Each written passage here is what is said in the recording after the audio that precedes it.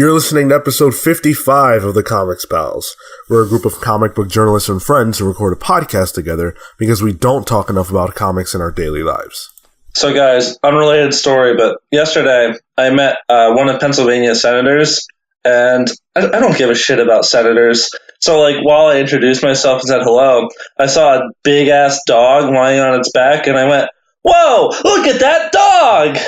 And he turned and he went, "Oh, yeah, that's a dog, all right." Wow. It's a great story. I don't know what's worse. That you did that, or that you told us you did that, or that you told us that you did that to open the show. I did say I was going to open the show with that. And yeah, here's the thing. You told us you were going to open the show with that, so you made us wait for it like it was going to be a good story. It's the best story. You guys crazy? I mean, it has a dog. Yeah. Yeah. And I kind of insulted a senator. Like, did you even get to pet the dog? I mean, eventually I did. All right. Did you vote for the dog? I would have indeed. Did the dog vote? Unfortunately, that's not legal in this state yet. Listen, guys. I think dogs should vote. So, I'm gonna. Do you live in New Zealand? I'm gonna take a hard stance on that platform. I think dogs should vote. Do you live in New Zealand? You can try to make that happen in New Zealand. I feel like that's probably something that could happen in New Zealand. Okay. When we start the Doggy Pals, you guys can go off on dumb tangents like that. Until then, who let the dogs out? It's truly awful. I can't believe that's where this went. It took us 55 episodes to get there, but we finally got one in. The coveted Baja Men joke. This has been a massive week, Phil's dog story notwithstanding. It was a big dog. Listen, I don't give a shit about your dog, dude. I'm trying to run a show. You want to talk about your dog? I don't care. Yo, but for real, the news this week has been fucking... Okay. The news this week has been bananas. That is true. We've got a big dog of a show this week. Hey, full circle. I want off. I hate this. I'm renegotiating my contract. I no longer want to do a show with Phil. Anyway, to right this ship, we're going to talk about all that big news a little bit later, but I guarantee you will not be disappointed. When I say this is the biggest news week, I mean it. But before we get to all that, of course, got to tell you guys where you can find us and connect with us. First of all, we are on iTunes. We are a 5-star rated podcast on iTunes. Go over there and shoot us a rating, and you can leave a comment there if you'd like. We are on whatever podcast hosting platform you prefer. If we're not on there for some reason, let us know, and we will be. We are at the Comics Pals, wherever your social media is sold. You can write to us at thecomicspals@gmail.com. And last but not least, we are on YouTube.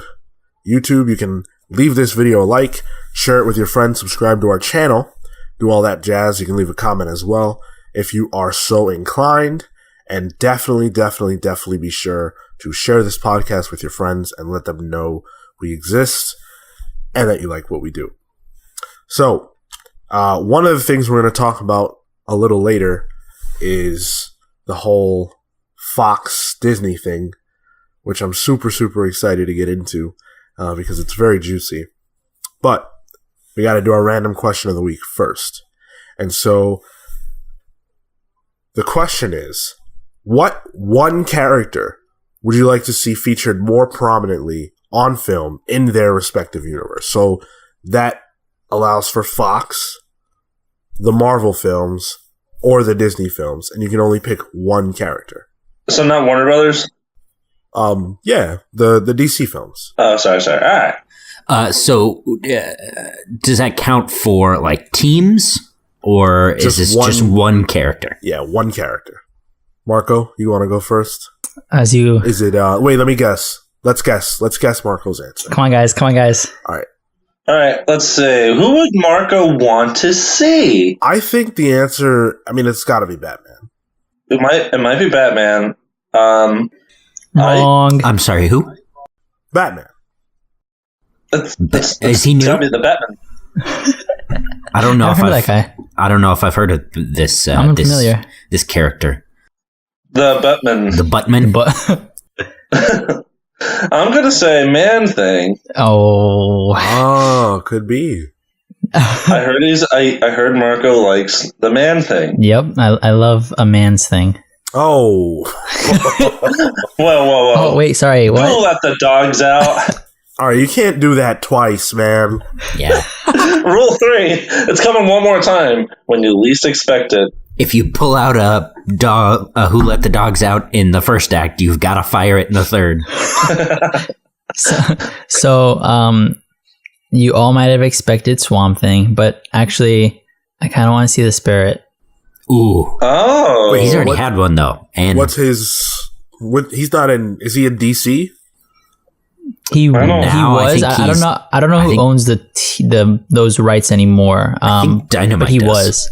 No, we're only talking about Marvel, DC, and Fox. Boo! Then I'm taking Detective Chimp. Ooh, All right, that's a pretty good. dope. That's a solid. Yeah. Yeah. I'd watch that movie. Yeah. I think boy, oh boy. Phil wants to see a biopic on Grant. Well, I've already watched a documentary on him. Oh, I didn't even know there was one. There you go. It's good. It's a good one. the hard part about this is I feel like the smaller characters in DC, the B heroes and the C-list heroes, are often a lot more interesting than the Marvel ones. For sure. But like historically, the DC movies are worse than the Marvel ones. So that's real tough. And you won't let me have a teen movie. Won't let you have a teen movie either. Yeah. Certainly not another teen movie. Oh my god, we are just... Wow. We're on cruise control, baby. Phone it in the episode. I'm gonna go with Blue and Gold. Booster Gold and Blue Beetle. Blue Gold movie. Do you know that those are two characters? Fuck it. You know what? I want a Legion of Superheroes movie. So there you have it. I want Booster Gold. a Lightning Lad movie guest starring the rest of the Legion of Superheroes. I want all you off this podcast, but we can't all get what we want, can we? All right, I'll go with a Ted Cord movie. That'd be Very solid. good. Ted Cord and featuring Yami Reyes. Ooh. The question would be good. Oh, the question would be good. For a little while I was, and don't steal this internet, TM. Is that your Twitter handle?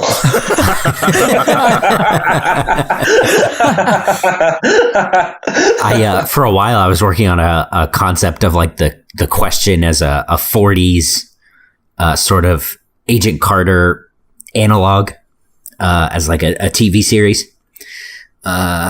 with Renee Montoya sort of gradually growing into Nice. the question role and taking it over from Big the other guy. Sage. That's the one. A Dr. Fate movie would be cool. Yes, I agree with that. I guess it's tough. I'm gonna go with... I mean, this is a no-brainer. It'll happen eventually, but I'm gonna go with Miss Marvel. Kamala Khan. Yeah. Kamala Khan. Yeah. I'm a big believer that there's potential there on screen with that character. 100%. Yeah. You know what? I think that movie would do really well, even as an animated feature. They wouldn't need to animate it, but I think it would do really well. I think I've actually seen a rumor that might happen as a television show. Isn't there a new Young Avengers Champions-esque show coming out at some point? Maybe we're thinking of the same thing. I feel like we are. So yeah, I think that would be super cool, and I definitely think that character is poised to sort of make a splash at some point. She's got to Into normie culture. Can we not? Jesus. Listen, if you're listening to this podcast and you don't read comic books, you're a normie. I'm sorry. Let's not offend. I'll offend all of whoever I our want. Listeners within the It's 2017 minutes. I don't know, Sean. If they've listened I mean, this if far, they've listened, they're already offended. chances are they're already offended. As am I. I'm offended. Yep, I'm so offended. Let's do Pals Pulls. So first we've got Cale with Teenage Mutant Ninja Turtles number 76. Now, don't let this big number fool you. This is part 1 of the invasion of the Triceratons. Oh, man. Triceratrons. The big Triceratops alien villains that the Ninja Turtles fight. So this is a great jumping on point if you're into watching the Ninja Turtles beat up aliens and dinosaurs. So highly recommended. Well, is there any pizza? It's a Ninja Turtles book. Does a bear shit in the woods? Cowabunga, dude! That's the Kevin Eastman stuff, right? I think so. Tom Waltz, right? Kevin Eastman. Yeah. It's Nice. the same. It's the same people then. Yeah. Yeah. Speaking of the Ninja Turtles, it was revealed last night that they will actually be in Injustice 2. Oh, baby. Whoa. Oh, it looks so good. I cannot wait to see how that works. I heard Swamp Thing got like buffed up too. He did get buffed. Just throwing it out there. Swamp Thing did get buffed. So I plan to play a Swamp Thing. Rock some socks. That's right. Did not skip leg day. Also from Cale, we've got Journey to Star Wars: The Last Jedi, Captain Phasma, Volume 1. It's a mouthful. Wow. That is a mouthful. Captain Phasma is awesome. She's probably my favorite character from the new trilogy, even though we didn't get anything from her in the movie. It was disappointing. I especially liked her with that one line. Yeah. Oh, sorry, with that only line. So yeah, I'm really excited to get to dive into her character more. Have you read this or No. Okay. Not yet. Yeah, so I read the first 3 issues, and it's all right. It's solid. I think you'll get something out of it. Fair. I mean, if what I want is more of the character, which it is, then yeah. Definitely. So from me, we've got Batman 35. I'm not going to belabor it. It's Tom King. It's Batman. You know the drill. But also from me and Phil is The Batman Who Laughs, number 1. This is a Dark Knight's Metal one-shot. Think this is the last one. Pretty sure. I think you're right. Yeah, the last of the ones that focus on one-shots. The ones that focus on the Dark Batman. Because we are getting Batman Lost sometime soon. But that's not one of these. That's like it's a one-shot, but it's kind of a separate deal in terms of not focusing on the villains. So I'm excited to see this one. I mean, it's, The Batman Who Laughs is probably the most interesting, I think, of these. Well, yeah, there's a lot of intrigue built around that character, I think. Yeah, and they deliberately did him last, and he's kind of been the linchpin between all these evil Batmen, so I'm dying to see what his origin is. Yeah, this should be interesting. Could be good. Could be good. So with those wise words of wisdom, like that, WWW. Yeah, it was pretty good. No, you know what? It was pretty good. No. Wait. Before we transition, can I make one comment real quick? Since it's kind of related. I had the best fucking segue, man. And then you. What is this, compliment corner? I thought this was Pals Pulls. Go ahead. CC. Go ahead. I just wanted to address that last week's issue of Mr. Miracle that came out was probably the best in the series so far. I thought it was fucking bananas. I knew I was gonna regret not reading that one. I have it, I own it, but I haven't had the chance to read it yet. Yeah, just one quick plug. If you're not reading that book, go read it. God, I want that to come out on trade so bad. Just, man, I wish it would hurry up. It's gonna be a while, huh? Sorry, but go on. That's all I wanted to say. Yeah, so I'm gonna do my due diligence and check that out because it has been really, really good. And if you're saying it's the best yet, that's high praise. So now we're gonna jump into the news. Massive, massive news week, as we said at the top of this deal. So one of the biggest things to happen this year is definitely the following, which is that Disney was in talks to purchase 21st Century Fox. Now, that's a bombshell all on its own. We'll talk about how this shakes out first, what they would have bought, because it's not as simple as it seems. So they're not trying to buy Fox, right? They're not trying to buy the entire entity known as Fox. They only wanted the portions that were film and television related, but not the sports and not the news. So they wouldn't have been purchasing, FS1 or Fox News or anything like that. It was just for the film and television properties. So obviously what that means is they would have gotten X-Men and the Fantastic Four back into the fold at Marvel. So obviously that threw the internet into a tizzy because, think of the possibilities. It also would have included FX and National Geographic, but nobody cares about that. Well, I'm a Nat Geo National fan. Geographic. Well, God, guys. Nat Geo got bought by Rupert Murdoch, I believe, 2 years ago, and it really took a nosedive under him. Wow, I had no idea. Yeah. Yeah. That's more fascinating than the Disney buying Fox. So a big reason why they wanted to do this was because obviously Disney is launching their streaming service, and the reality of that deal is that they don't have a ton of a library. And you would think that they do because it's Disney, but they actually don't. In comparison to Netflix, what they have to offer is actually significantly less. And so, for example, Disney has 500 films and around 7,000 hours, or episodes rather, of television. Whereas Netflix has 4,335 movies and 1,197 series, but that's in 2016. So that's actually 25% less. Disney has 25% less to offer than Netflix does.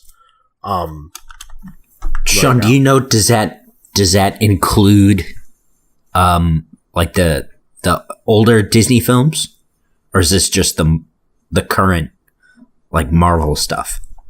No, this is encompassing everything that Disney has. Wow. Okay. Yeah. So pretty interesting stuff. So obviously everybody lost their minds. This is a huge news, or it is huge news. But as quickly as we learned this information, the talks were ended. The talks were over. It was a half hour later, man. Like by the time news organizations really started cranking this stuff out, it was done. Yeah.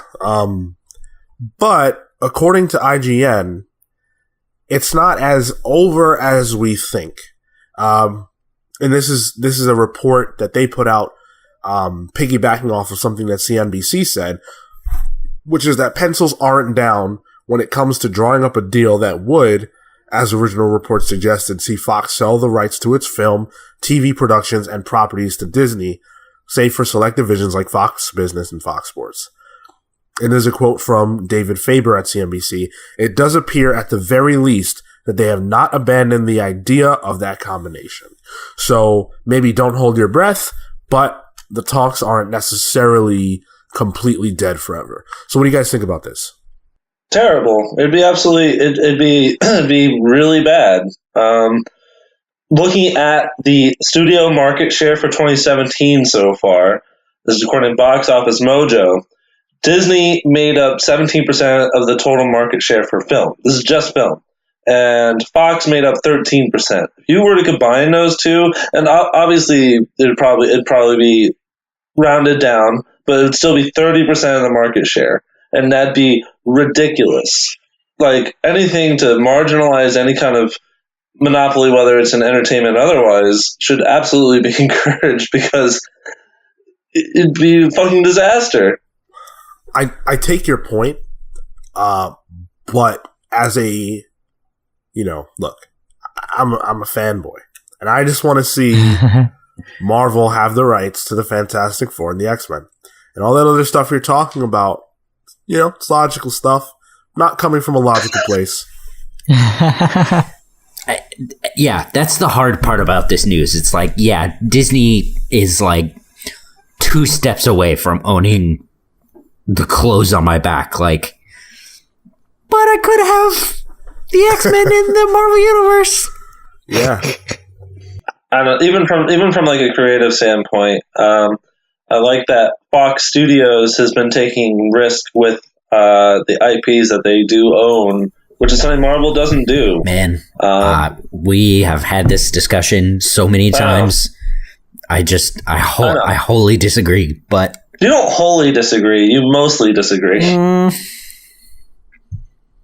I don't know. Logan? I'll give you Logan and Deadpool. That's what I'm saying. Those like, were you don't risks. wholly agree. Those are not risks. I think they kind of A rated R Wolverine movie is literally what everyone's been asking for since Wolverine became a character on screen. So I don't think making it's common sense. Yeah, that's not a risk. Doing the obvious thing is not a risk. The reason why it's a risk is because anytime you make any film rated R, is you risk losing the general audience. And that was what they were worried about, that general money. Sure, diehard comic book fans would say, yeah, we need a fucking Wolverine movie, but studios, for the longest time, thought, we always have the hardcore fans, who cares? I won't belabor this argument, but I will say that I think you're hard pressed to sell me on the idea that at any point in time, but especially now, a Logan movie wouldn't have done well, especially if it was good.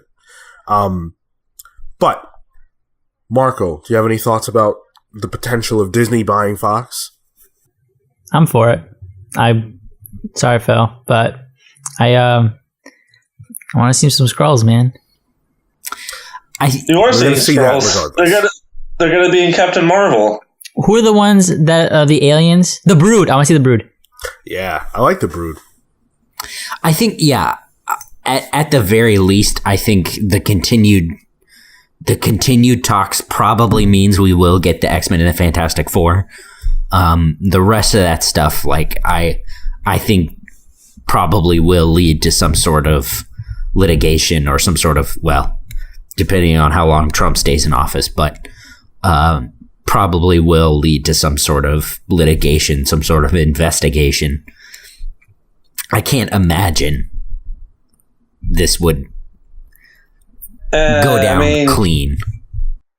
You'd be surprised. Like, the antitrust laws in this country have really slipped in the last 40 years. The point where companies like Exxon and Mobil can merge and have a 50% monopoly on oil. Like, our country doesn't give a shit about that stuff anymore. Well, I would say that this is a less egregious form of that, because first of all, you said they would make up 30% of the market share, and I think that's kind of an illusion. That's a falsehood, because they won't produce the same number of films if you combined the two entities. Yeah. So that's why I said round down. But farther down than, far farther down than 30%. Because it would still be Disney shelling out the money and all that stuff. At that point, they'd be competing with each other with themselves for time for these films. There's more information there. Fire off. So the top two studios of 2017 is actually Time Warner, which makes up 19.9% of the market share, and NBC/Universal, which makes up 17.5% of the market share. And then this is the other aspect of that, is the movies tracked. Time Warner has made 29 films this year. NBC/Universal has made 24, whereas Disney's only made 10, and Fox has made 25. So if that were, perhaps, presumably maybe if it's Disney, maybe 15, 17 films in a year. If you had Fox, I don't know. The reason why I don't see that happening is because, again, take the Marvel films, for example. They release about 3 a year now. I think at the most you would see them put out one more movie per year in that, in that world, because they can't. If they put out too many, they're going to be competing with themselves for attention. And on top of that, I'm sure that they're as aware as we are of the quote unquote burnout possibility. Maybe that doesn't matter, but I don't think that we would see their presence jump up that much. Like I said earlier, I think this has more to do with streaming because they want to have a catalog to compete with Netflix. And Fox currently owns Buffy, Futurama. I mean, you think about all the things that Fox has, that would bolster their streaming possibilities hugely because Disney wants to own that market. In fact, right now, we talked a little bit about how much Disney actually has in terms of their library. So there was some talk and some conversation about how to deal with the pricing. And Bob Iger was talking about this. I think that's how you say his name. He's the head at Disney. And he said the following. We're not ruling out licensing third-party content provided the product fits within the Disney brand. So they're chomping at the bit to try to find something to make this, a better deal because pricing has come up and they can't charge what Netflix charges right now because they don't have the Netflix catalog. In fact, Iger had this to say regarding that subject. We've given a lot of thought to pricing. I can't get specific with you yet because we haven't determined it yet. It will be substantially below Netflix because we'll have substantially less volume. So the Fox buy would change that narrative big time. Speaking of Disney's streaming service, though, it looks like that might cost us the Netflix shows at Marvel. Wamp. Boo! Yes. So the Washington Journal published an article related to the whole purchase of Fox, and it kind of confirms what I was talking about in relation to trying to compete with Netflix. And the Disney Chief Strategy Officer, Kevin Mayer, talked a little bit about that and had the following to say. We've turned our attention to the one platform seeing growth challenges. That's the television platform. And so, of course, he also said it's not an anti-Netflix move, but a pro-Disney move, which sounds about right. But what this sounds like an anti-Netflix move to me. But what this means is that in the future, all the Marvel productions that they do will be on their streaming service. What we don't know yet is whether or not this affects the shows that they already have. Do we still get the future seasons of the shows that are currently out? What do you guys think? So there's been a mass exodus of content from Netflix over the last year, and it's only snowballing larger and larger because of these different parent companies pulling their content and endeavoring into their own streaming service, plans. We see it with CBS right now. CBS is aggressively trying to move forward their own service, streaming service platform. What's it called? CBS, whatever. Doesn't matter. All access? I think so. And this is happening across the board. So I imagine Marvel will pull the IP products from Netflix and endeavor to create this all Disney-oriented streaming service. And that fucking sucks. The question about that, though, is those things do have Netflix's name on them. Like, Netflix put the money behind that, didn't they? As far as I know. So I don't know if they could. Yeah.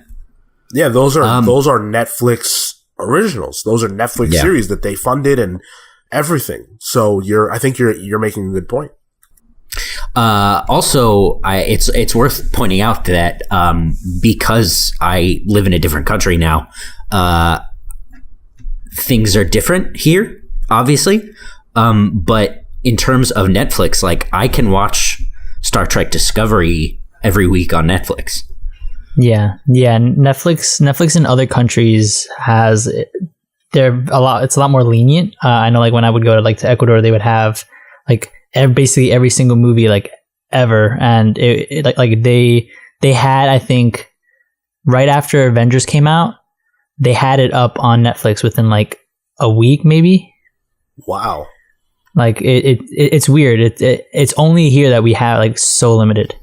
Yeah, I watch Riverdale the day after it premieres in the US on Netflix. Yeah. That's amazing. So I wonder how this will affect the rest of the world and Netflix in the streaming service. You live in New Zealand, man. It's just everything's upside down there, literally, because it's the other part of the planet. That implies that the Earth is round, man. And That's true. No, it implies the Earth is flat because he's on the other side of it. but he said it was upside down. You can't be upside down on a flat planet without us all falling into space. Bobby Ray Simmons taught me that the world is flat. That's all I need to know. Oh man. Moving right along. This news story is near and dear to my heart because, as we all know, Jean Grey is making her grand triumphant return to Marvel Comics. And ahead of that return, they have announced a new series called X-Men Red, written by Tom Taylor with art by Mahmoud Asrar. Tom Taylor is great, by the way. He writes the X-23 book, All New Wolverine currently. It's awesome. Yeah, I really like it. So she's got a new costume, and it's kind of inspired by the 90s aesthetic.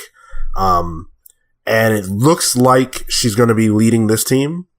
In fact, it's kind of tagged Jean Grey's new team of X-Men, debuts in February 2018. The only problem that I have with this is that Jean Grey's coming back. Man, you're right, Sean. That's a big move. It's a real gamble on Marvel's part. I don't know if they'll be able to pull it off. I got to be honest with you. Listen, Jean Grey without the Phoenix is just Cale. You're not winning over anyone right now, man. This announcement comes ahead of even the debut of her return in Phoenix Resurrection by Matthew Rosenberg, which comes out next month. So they're already telling me that she's going to persist beyond her return, which kind of sucks because even though I'm super happy she's going to stay around, I kind of wanted the not knowing. You know, I didn't want to know how that was going to shake out until it happened. And you can't do that anymore in modern comics. You mean you didn't want to know that Captain America wasn't Hydra? Maybe not. Maybe I would have liked to have seen the story play out. You've not been consistent at all. How? Explain. It was a joke! Sarcasm! I mean, you never know on this show, man. You never know. Do we know anything else about the book? I didn't know it was going to be a team book. I thought it was going to be another Jean Grey solo. No, this is X-Men Red. So her name's not even in the title. It's just... Listen, I know what the title is. I asked you a very specific question. Okay, Cale. So do you think they're going to have a book called X-Men Red with just focused on Jean Grey? Listen, I'm the biggest Jean Grey fan on the planet, but even I don't think that they're going to do that. They've already got a Jean Grey book. Why do they need another Jean Grey book? That's a great question. So why would it be a Jean Grey focused book called X-Men Red? Listen, settle it man, in the ring. Because she's got red hair. Everybody knows Marvel has a thing for redheads. I don't know, Sean. I just asked a question. Why can't you just ask a question? Listen, save those kind of questions for the CBR forums, okay? This is the comics.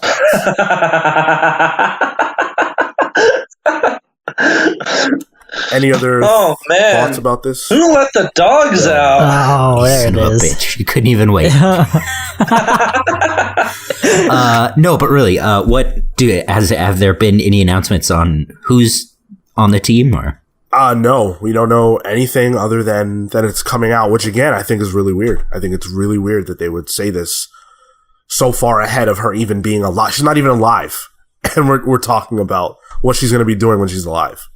Well, wait till you see. She's going to wind up being Jean Grey, agent of Hydra. No. And that's how she comes back. She's resurrected by Hydra. I would really dislike that. Like, really a lot. The idea of that gave me diarrhea. Gross. That's true, listeners. He's on the turlet. Turlet? Turlet. He's on the turlet. So that's what they call it in New Zealand. What a botch. He's on the Barbie and the turlet. All right. moving right along.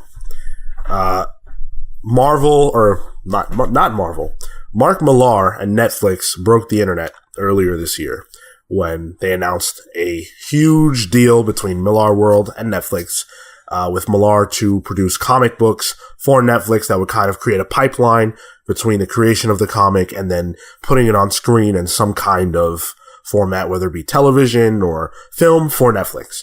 And we finally know what the first book is going to be. It's called The Magic Order, and it's going to be written by Millar and drawn by Olivier Coipel, who is a superstar. I can't wait for that team up, quite frankly. But here's the synopsis for the book. We live in a world where we've never seen a monster, and these people are the reason we sleep safely in our beds. Magic meets the mob in the Magic Order, as 5 families of magicians sworn to protect our world for generations must battle an enemy who is picking them off one by one. By day, they live among us as our neighbors, friends, and co-workers, but by night, they are the sorcerers, magicians, and wizards that protect us from the forces of darkness, unless the darkness gets them first. So it's going to be a 6-issue run that debuts in the spring of 2018. What we don't know is what the timeline is for the creation of this comic and then into some sort of Netflix series. So what do you guys think?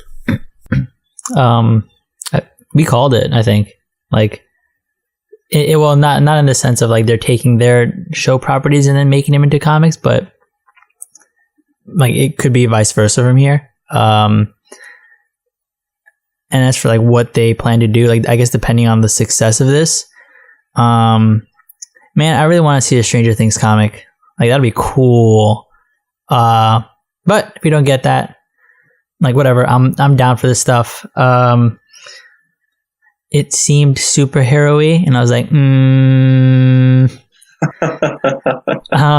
it's not swampy enough. It's not swampy enough. I don't know. I might get it. Could be good. I think we sort of mentioned this when we talked about it, but especially now that it's coming back around, I wish that with announcements like this, the companies would actually support like independent creators. Like Mark Millar is, obviously himself an independent creator, but he's also a big name. He's a brand. Yeah. It kind of sucks that companies like this won't give someone else a chance. So when we first talked about that, or about the deal, I think that was one of the things that we brought up. I know I brought it up pretty heavily, that I would hope that this deal would encompass some of the smaller time creators that Mark Millar has shown an interest over the years in helping, because he has done the contests and things like that to try to help, up and coming creators. But actually, something that we didn't cover a few weeks back, he did an interview. I can't remember who it was with, but they asked him, will you be bringing on, creators who aren't well known to work on some of these properties, or is it going to be sort of your vehicle, the way that Millar World kind of has been, just you teaming up with high-profile creators to do these books? And he said it's just going to be more of the same. So we can definitely rule out, for the time being anyway, based on his words, the possibility of him bringing on any kind of writers who are not him to work on these projects. Yeah, that sucks. Like, I get it on both standpoints. Like, this is great for Mark Millar. This is going to be great for Netflix, I think. But it kind of sucks for, everybody else. Yeah, and it doesn't do much for me. I'm not a big Mark Millar fan. I think he's kind of gimmicky. I think he does a lot of the same stuff, especially over the last 10, 15 years. He kind of resorts on a lot of gore. I'm indifferent. Have you read you haven't read any of his recent stuff, I assume? I read Chrononauts. I read Kick-Ass. I also read Jupiter Circle. What's that? Jupiter Circle, I think you used. No, but I read Kingsman, and I'm not a huge fan. I think I don't think he's a great writer unless he has someone working with him. I think he has good ideas. I'm not super crazy about a lot of the execution, though. I think Mark Millar works great when he's got a great editor. Yeah.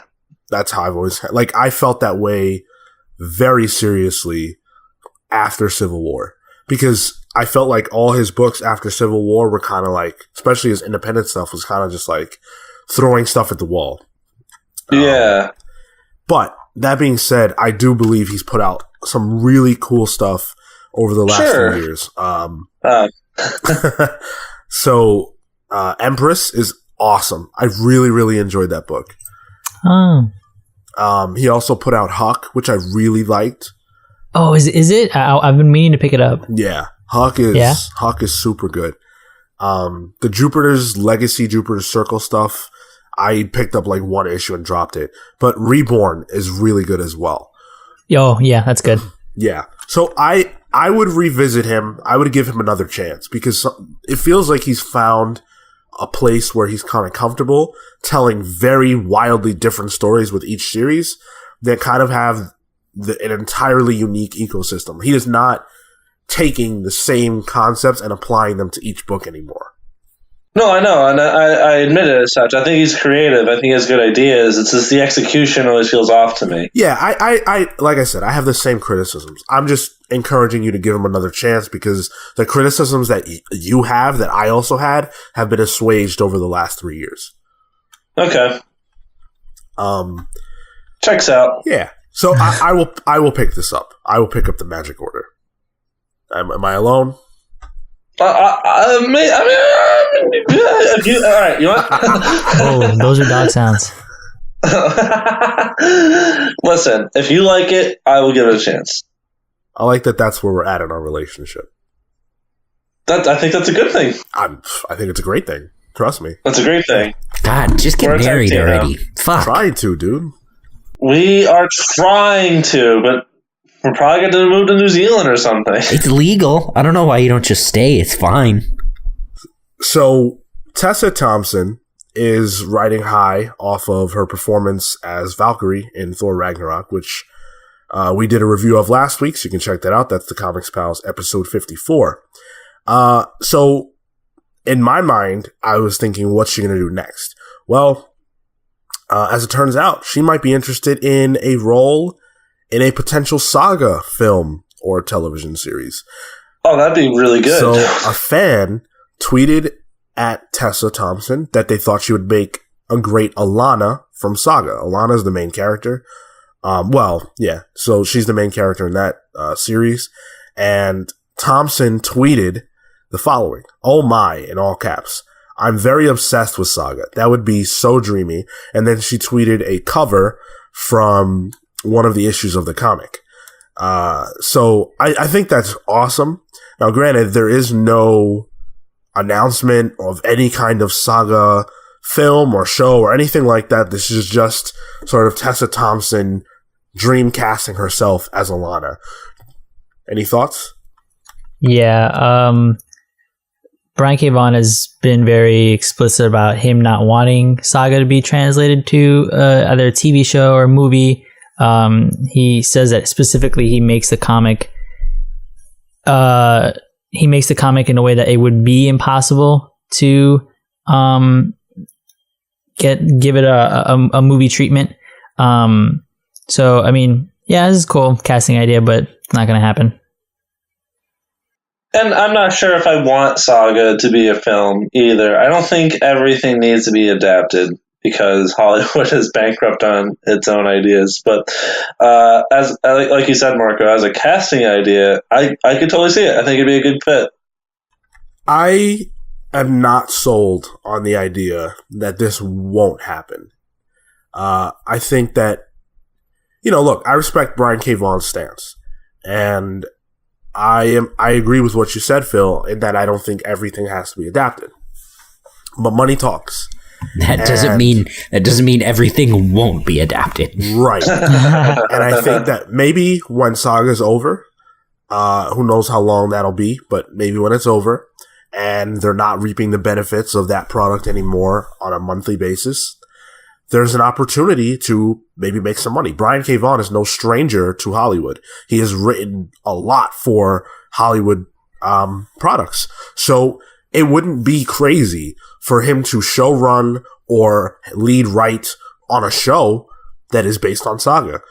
With his blessing, with his creative juices flowing for that series, I could see that being something really cool. Guys, just so you know, head shaking on a podcast, not really letting the audience know how we feel. Yeah.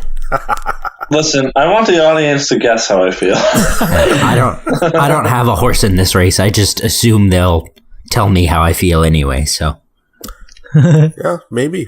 I'm hopeful for this. I would like to see this. I think Tessa Thompson is badass, and I can't wait to see where she kind of goes next, and Saga would be great. So as I say, which is the catchphrase of our podcast, could be good. So unfortunately, we have to talk about something not so funny, because BuzzFeed has published... Ooh. BuzzFeed? Yeah. Has published an article, a particularly scathing article, about Eddie Berganza, who is an editor at DC Comics, and the article goes into excruciating detail about sexual harassment allegations made against Berganza over the years by 5 different women. The first one that they make mention of took place in 2006, and it's kind of everything that you expect to hear, unfortunately. With everything that's going on in Hollywood right now, kind of started by the Harvey Weinstein allegations, every corner of the world is kind of now shining a light on these people, and Eddie Berganza has been known about for a long time. In fact, there have been articles written about him for a long time, but I do want to kind of guide us through some of the allegations and some of the things that have taken place with him over the years. In fact, Greg Rucka, who writes or wrote Wonder Woman recently, would only write the character with the expressed fact that Eddie Berganza would no longer edit that title. He used to edit it. Greg Rucka got him off that book. Alex DeCampi, who is, a comics legend, wrote about how no women were allowed to work with Eddie in the Superman offices because of these allegations. Eddie is the editor on Superman, and basically, as a result of this, women couldn't work in that office. An office that has Supergirl as a character, A book being published called Supergirl, women can't even write or edit for that book. Now, granted, that is an allegation. We don't know that to be a fact, but that's what's been reported over the years. So the following I'm about to read is from a Bleeding Cool article. A number of sexual harassment complaints against Berganza had been made over previous years. And as a result, he was demoted from executive editor to group editor and banned from attending comic conventions for DC Comics. He underwent a number of sanctions and behavioral modification programs mandated by Warner Brothers Human Resources Department, with a reputation for their stringency. I understand that initially he told colleagues that he was a closeted gay man and that these actions had been as a result of overcompensation. But that didn't last long. After completing the sanctions to Warner's approval, Berganza was later given the Superman titles back, was allowed to attend comic conventions again, and I understand there have been no such offenses reported since.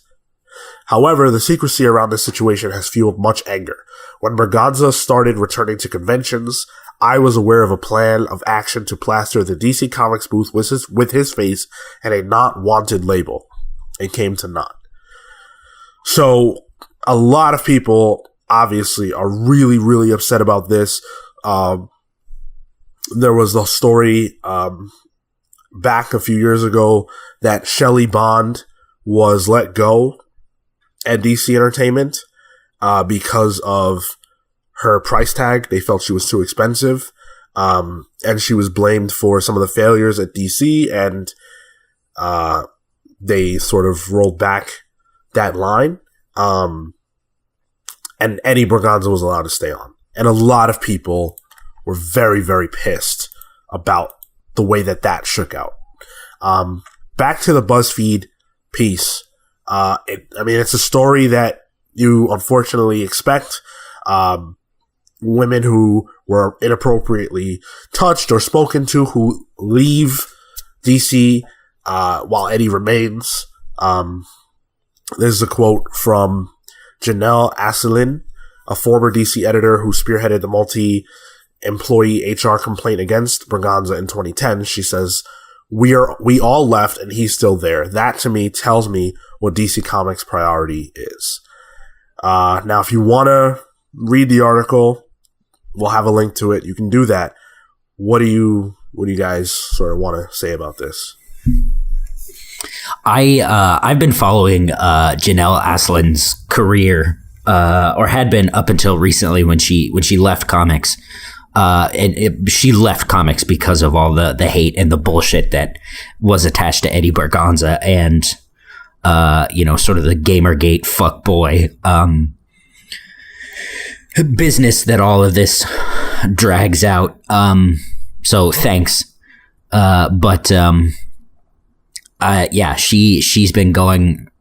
She's been crusading on this for a long time. So like this, like the article says, like these allegations and these accounts of these stories have been coming out forever, and it's absolutely disgusting that even only now that this article has come out that he's only gone through behavioral modification. Fuck that. He needs to be worse than fired. He needs to be blacklisted. He needs to be fucking... This is insane. The fact that this is only happening just now. Yeah. I agree. This puts just such a pain in my chest that is unimaginable. This whole thing that there's been a lot of attention put on sexual harassment and sexual assault and things of that nature the last couple of weeks, and it's not obviously just in the film or television industry, but it's happening in comics, it's happening in government, the judicial branch, all public spheres. People are victims are coming out and speaking about this, and it's a mixture of. It really sucks because in a lot of cases there's a lot of people that we really like that we're finding out did really bad things. And at the same time, it's almost cathartic because these things have for decades just get swept under the rug, or people who have been wronged are treated as being liars. But all this needs to be brought out, and we need to better ourselves as a society. That's really what it is, and we can't do it if we just ignore this huge problem. Yeah, I think the open discussions or rather, I think they should become more of open discussions and less so like hush hush. And we shouldn't be looking at this from a lens of like taboo to talk about, but more actionable, and realizing that, these are like Cale said, like something needs to happen to this guy and to these people, for us to just advance as a society. Yeah. It's a societal and cultural problem. I'm not sure what the fix is, but this conversation is where it has to start at the very least. So in 2015, there were also charges against an editor, Scott Alley from Dark Horse. And, how this has been settled, I don't know. I bring this up to one point out that, it's not just Eddie Berganza. This is rampant in the comics industry and others as well. But one thing I wanted to point out is that when this came out in 2015, the Dark Horse founder and president put out a statement, and I'm just going to read this little quote because I think it is pertinent here. It says, under no circumstances any individual harbored. In this particular case, action was taken immediately, though we did not and cannot perform a public flogging as some might wish. Unquote. That's exactly what I want. That's exactly what I think the public wants. And I think even just, this is two years on. Yeah, this is October 2015 that this story came out. 2 years on, I think it sounds like that's where we are as a society now. So let's flay him alive. Like, fuck it. Well, in lieu of that, I am glad that things like this are happening, that we are getting these hit pieces, and I don't have any problem calling them that. I don't think that that's a negative thing. I think it's good to write hit pieces about people who do shit like this, because this is not cool. It's not cool at all.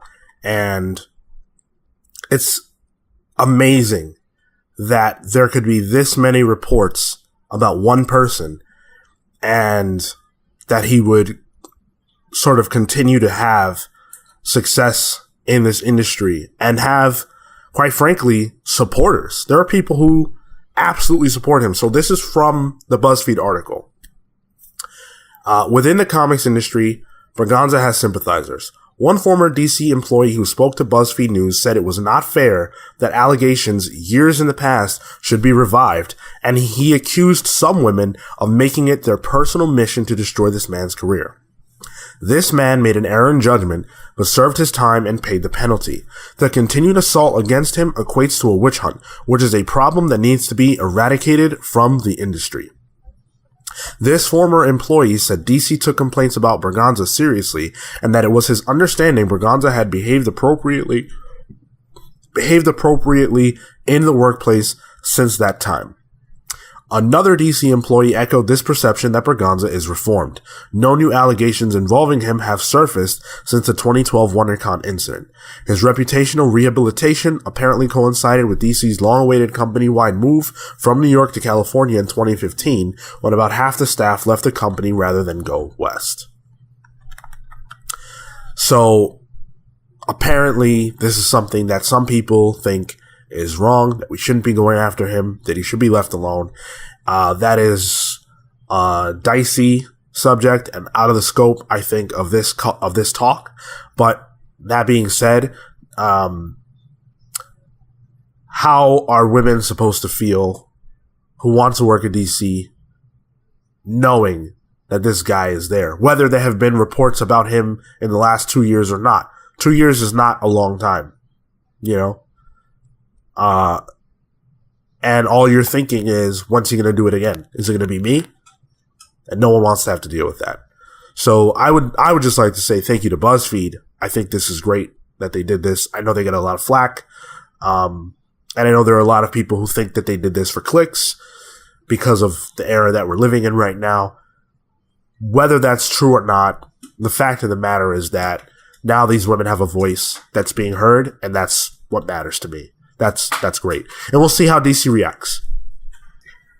More than anything, I think what happens next is more indicative of the company and reactions.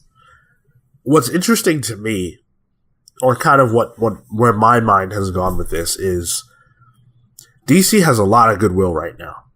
You think about the year that they have had, the last couple years that they've had since Rebirth, everybody's looking to DC. I mean, in a little bit, we're going to talk about something that's great for DC. And this is a black mark on everything that they're doing. And if they don't fire him, I really think that perception of DC could turn. I truly believe that. After this article, they can't hide from this anymore. We'll see.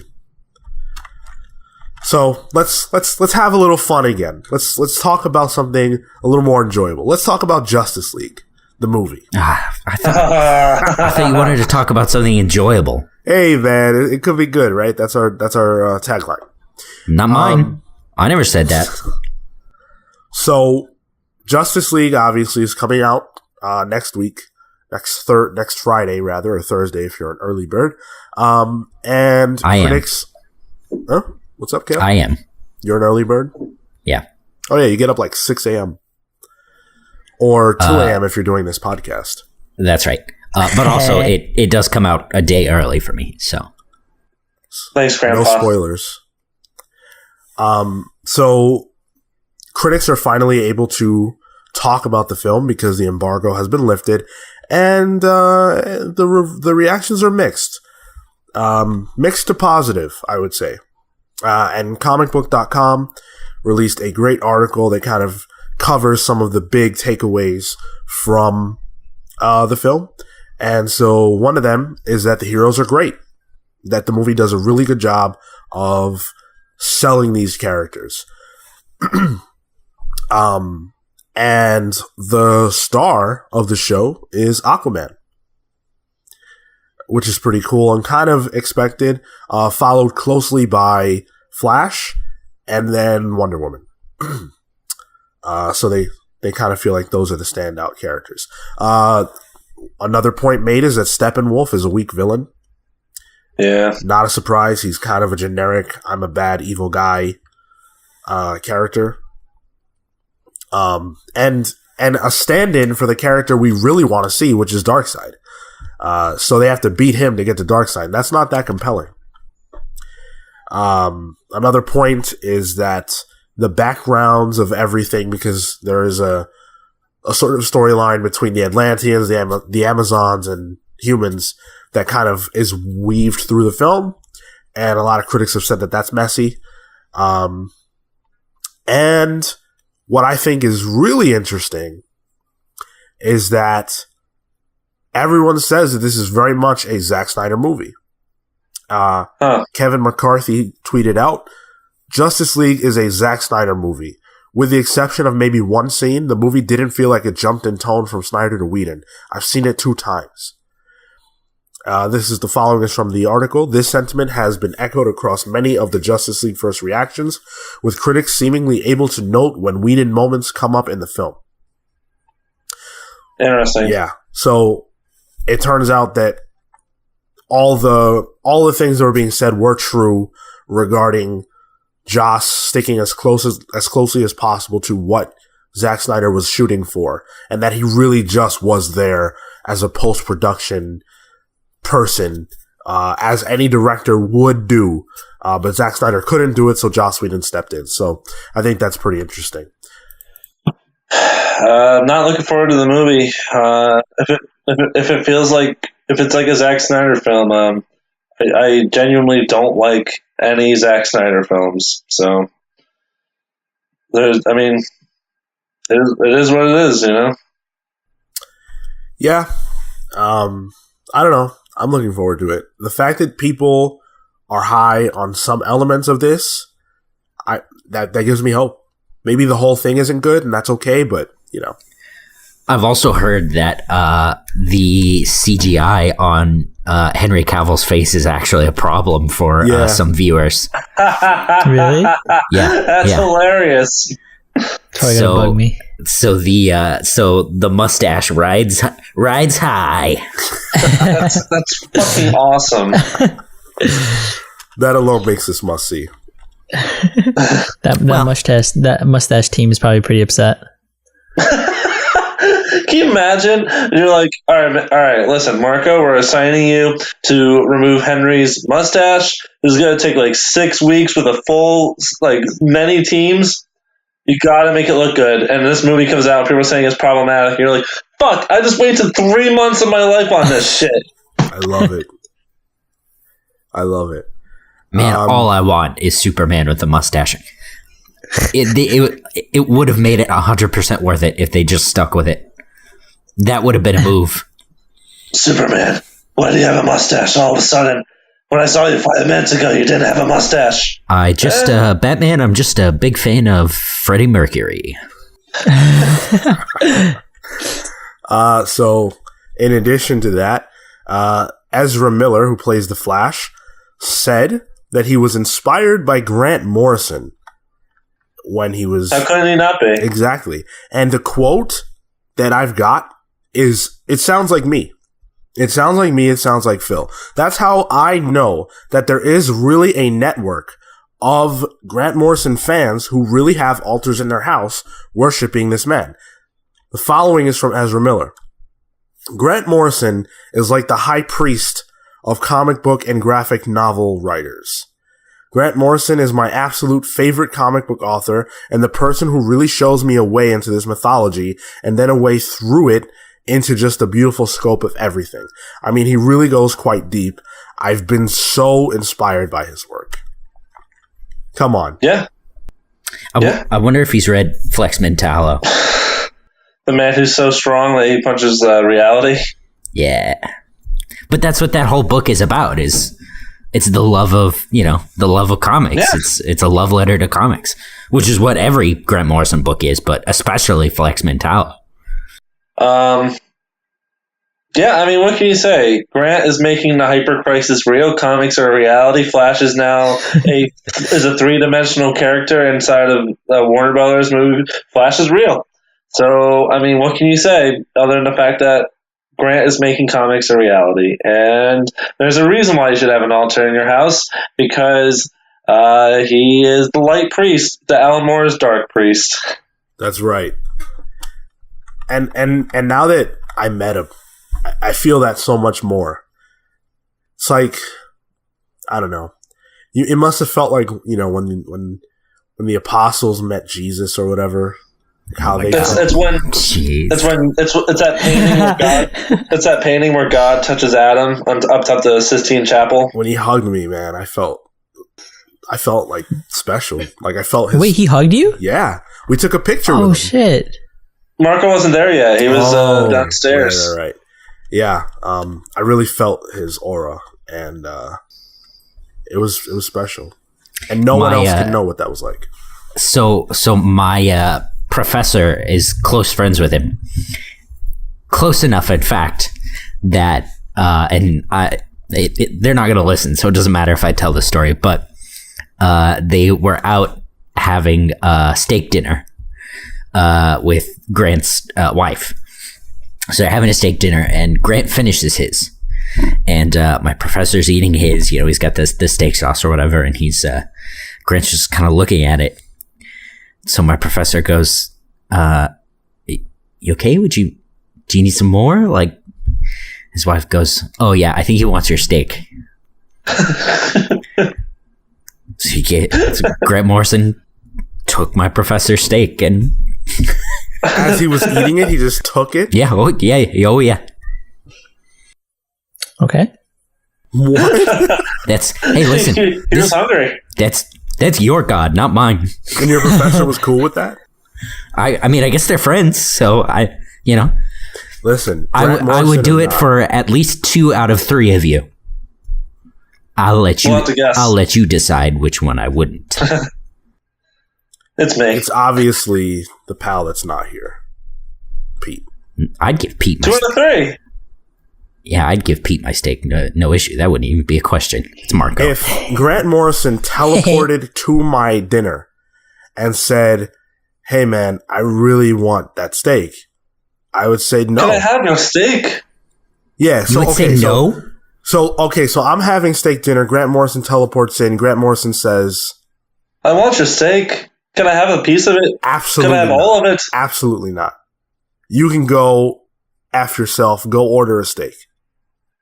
That's all right. I'll just escape into another reality where I eat your steak. Sean, you're so full of shit. No, you wouldn't. I would not give Grant Morrison my steak. I would give no one my steak. No one. If Phil came up to me and said, "I'm going to die if you don't let me eat your steak right now," Damn. I would say, "Dude, I have loved knowing you." It's been good. It's been real. I mean, yeah, but that's Phil. The afterlife could be good. Let me know, dude. I'll write into the show and let you know how it is. No one gets my steak. And I'm going to haunt you afterwards. You do that. Especially your bowel movements. They're going to be haunted. I'm down for that. Now, moving right along. This is some good news for DC. Very inspiring. Because DC Superhero Girls' first graphic novel came out, and it has sold over 100,000 copies. That's a lot of graphic novels. And so DC did release a statement about this. Jim Lee said on a podcast recently, you know what? I think that's one of the reasons we feel so confident moving into this space, or our plans of moving into this space, in that DC Superhero Girls has been a consistent bestseller for us. The first volume has sold over 100,000 units at this point. It's actually been one of the most successful elements of that entire program. What is this? I'm unfamiliar with it.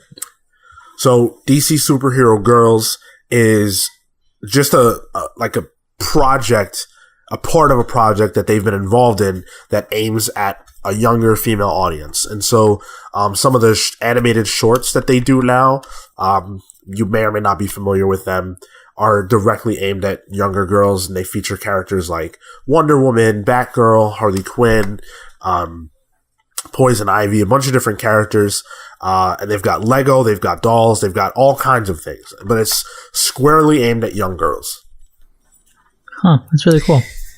It is really cool. Yeah. It's a really good move for DC. You'd think they'd figure out how to treat women by this. Goodness. Zing. I was worried that would be the takeaway, especially I actually deliberately did not want to do this story before or directly after the Eddie Berganza deal. I mean, look, I think this is a good move. I'm so happy that this has worked out. And I like to think that this is unrelated to Eddie Berganza in any way. I 100% think that is true. Yeah. But no, this really and truly, I have an 8-year-old sister, loves Harley Quinn because of this show. I can't get her away from Harley Quinn, hard as I try. But yeah, no, I've seen it firsthand. Like this, she loves this stuff. Little girls eat this stuff up, and they need it. Yeah, you're absolutely right. I just wish that the company would step up and be better. I think they're going to have to. I really do. I mean, you would have thought that the first time these things came around, or the second time, but here we are. So we started the news with a massive piece of information, the first half of what made this news week so crazy, and now we're going to talk about the second half. So Brian Michael Bendis, who has been with Marvel for almost 18 years, is now leaving Marvel. Normally, talking about Bendis, we'd be doing that. Oh, I didn't know he died. Well, I thought he would die in Marvel too, but apparently that's not the case. We are talking about this at the end of the DC segment because Brian Michael Bendis now works for DC Comics. Bendis? Bendis. Brian Michael Bendis? Brian Michael Bendis. That Bendis? That one. Well, that checks out. All right. This is Bendis speak, baby. Oh. All right. So I don't get it. You don't read any Brian Michael Bendis books. Oh. I was going to say, that's because it's a bad Bendis impression, but that's not what it was. Right. I wasn't doing a Bendis impression. I was making fun of the way he writes. We're having a Bendis chat.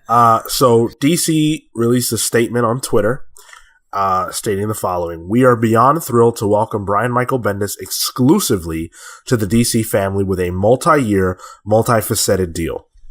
He's one of the premier writers in the industry, having created so many unforgettable stories wherever he's been, and we can't wait to see what he has planned for the DC universe.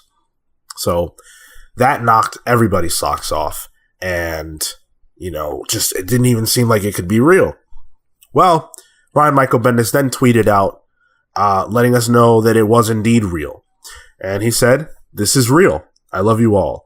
Change is good. Change is healthy. I am bursting with ideas and inspirations. Details to come. Stay tuned." So legit, when I woke up to this news, I was looking all over the article for a date. Like, I'm sure this has been a practical April Fool's joke at some point or another. I thought this was news from like 2013 or something. So, Sean, you're the big Marvel guy. What big names do they have right now? Gosh, well, all right. So I guess Jeff Loeb, kind of. Not really. Loeb. I mean, he doesn't really. He works produces for Marvel, but he does mostly TV stuff now. Yeah, he does. Yeah, he's TV now, not really writing. Jason Aaron. Oh yeah, kind of, yeah. Nick Spencer. Kind of, yeah. He said big names, not bad names. No. Kieran Gillen. Okay, yeah. Dan Slott. Yeah. Big name. Could be Dan Slott. But are those exclusive to? They're exclusive, but I think those exclusivity deals don't count. Like they extend to DC. Like I think they can still do stuff with like Image and stuff like that, because gosh, why am I blanking on his name? Charles Soule still writes for Image, and he writes for Marvel, but he can't write for DC. With Jason Aaron and Kellen and them. Yeah, if I understand, like, Jess has a similar contract that is basically that she can't work for direct competition, which in the big two case would be Marvel versus DC. So, I mean, yeah, they're hurting right now. We'll talk about that a little more because this is going to transition us into our main topic. So, Jeff Johns was one of the first people at the bit to talk about this on Twitter. Very excited to have my friend Brian Michael Bendis over at DC Comics. Cannot wait to finally do something together, pal. Rob Liefeld also tweeted out, "Thank you, Brian Bendis, for making great comics again." Greg Pak, "Congrats to a friend and mensch, Brian Bendis." Chip Zdarsky, this was the best one. This was tweet of the week. "Was it something I said?" I love it. With no punctuation whatsoever. Not even a question mark on the end of that deal. Actually, that might not be tweet of the week. There's one more that might be better. Dan Slott had a really, really good one. Oh, man. Theory. That weight Brian Bendis has been losing, he's been shipping himself to DC in installments. Nice. So obviously the comics world is rocked by this. There were so many reactions, way more than I'm going to read, but one last one that I wanted to read, which was from Scott Snyder. "Getting to work alongside Brian Bendis is yet another comic dream realized this year. Brian, you're going to slay. Cannot wait." So obviously comic book writers and creators alike are super excited to see what happens. And so one of the questions is, what will occur with Brian's current Marvel books? And is he just gone? As it turns out, he's not quite gone yet.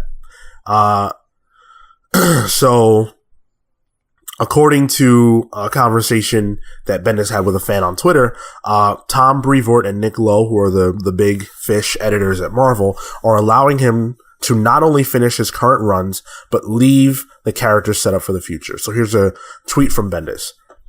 "I am overjoyed to tell you that the insanely classy and cool Tom Brevoort and Nick Lowe are making this transition with such grace and have generously allowed me final moments with all of our favorite characters, setting them up for the next big chapter. Stay tuned for announcements."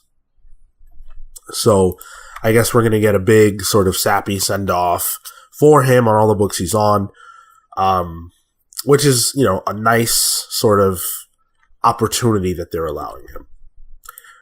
So now I want to have the big picture conversation, which is the obvious. Where does this leave Bendis? Where does this leave Bendis? Where does this leave Marvel? What does this mean for DC Comics? There's so many huge questions. So first of all, right off the bat, why do you guys think that he's chosen to leave after almost 18 years? I don't think it's any. Yeah, I mean, money probably. I think Phil's hand gestures on an audio medium are probably accurate. Money, I think, is one thing, but I also, probably exactly what he said. I probably just he's been there for almost 20 years now. Wants a change, I bet.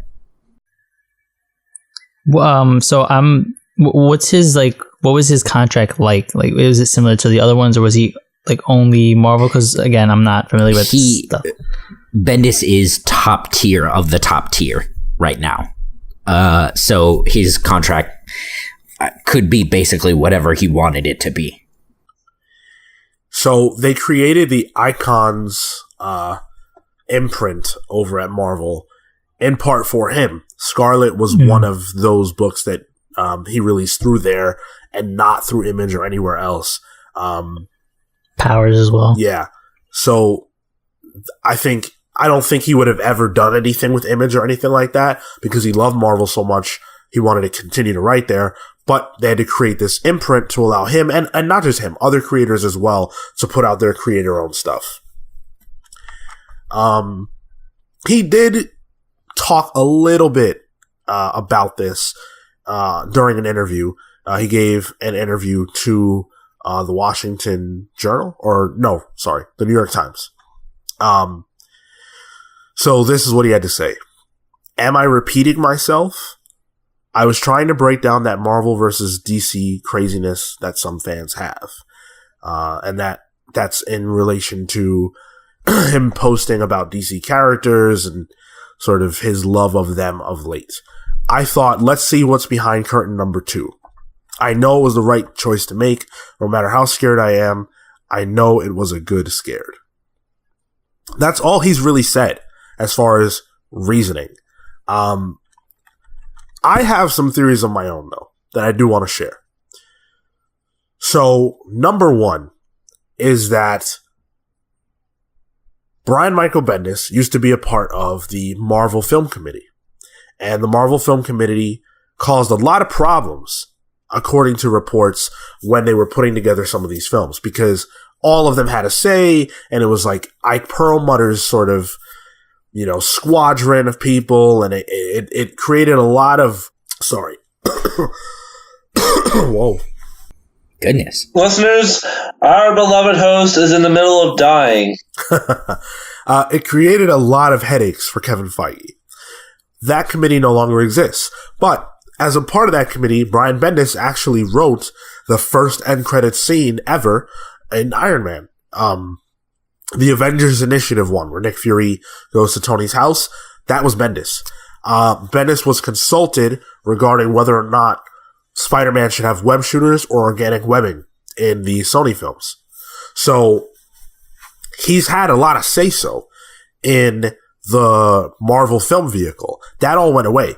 According to reports, Kevin Feige never approached him about what he thought after the committee was dissolved. And that's a loss of power, because Bendis obviously cares about how these characters are portrayed outside of comics. He wrote the Ultimate Spider-Man video game. That was a big deal. But he no longer can do that. Also, Bendis has been the main guy behind the diversity movement at Marvel Comics that started over 10 years ago with his New Avengers run. Putting Luke Cage on the team was groundbreaking. Making him the leader of the team was hugely groundbreaking. Miss Marvel.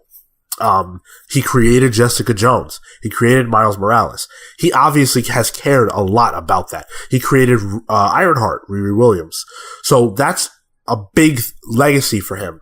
And to hear David Gabriel, the VP of sales at Marvel, say that diversity is hurting them, that's a big deal. And I read reports, I believe, from Bleeding Cool that said that was actually a heated discussion that the two had privately. So that's two. And then the third is that if you look at what Bendis has been working on at Marvel, they're kind of small potatoes books. He's no longer the spearhead guy behind Avengers or X-Men. There's nowhere for him to go. He's worked on Iron Man for a long time. He's had Ultimate Spider-Man forever. So he's kind of touched every corner. What's left? And on top of that, his contract is up. He's not going to get more money. There's no reason for that. The only way for him to get more money and bring buzz back to his name is to jump ship. Yeah, the NWO are running WCW in the ground. It's time to hop over to Stone Cold Steve Austin and D-Generation X over in the Attitude Era of the WWF, and that's what he's doing. I'm sorry, my headphones must be messing up. Is Phil's microphone broken? All I heard was static. I didn't. I'll just repeat it. Brian Michael Bendis is going to the WWF. Oh, wow, that's a big move. I thought he was just going to DC. I mean, yeah, that sounds, that sounds like a lot of conspiracy, but, I wouldn't discount it. In this business world where people's brands are at stake, and now there are movie properties attached, it wouldn't surprise me to learn that, Jeff Johns will be consulting with Brian Bendis on the DC films, I don't know. Yeah, that makes sense. I don't hate all that explanation. I prefer to think he just kind of got tired of it. But he got tired of it and went to the other company. Yeah, I mean, wanted to exercise some, his creative muscles with some different characters. Yeah, I mean, I think Sean's right. I don't know how much more there was for him to prove over at Marvel.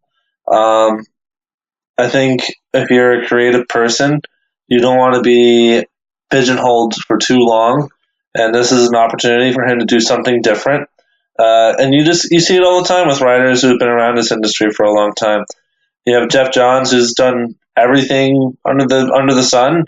He's doing TV and movie stuff, and when he's writing books, it's stuff like Doomsday Clock. With Grant Morrison, he's literally done everything. He's evolved the industry, so he's doing a bunch of random shit for indie companies, and he's running his own with Heavy Metal Magazine, and he's doing TV. For Bendis, this is a chance for him to do work with an entire new sandbox. It's just a little weird because I never in my wildest imagination thought that Bendis could be swayed or turn away from Marvel. And so for me, the reason why I'm inclined to believe that there was something under the surface other than, gosh, I just kind of wish I had more characters to play with, is that he seemed like the loyalist of all loyalists when it comes to Marvel. So it just shocks me. I don't know. I had been hearing rumors and talk just talk from people in the industry about Brian Michael Bendis and Marvel having friction.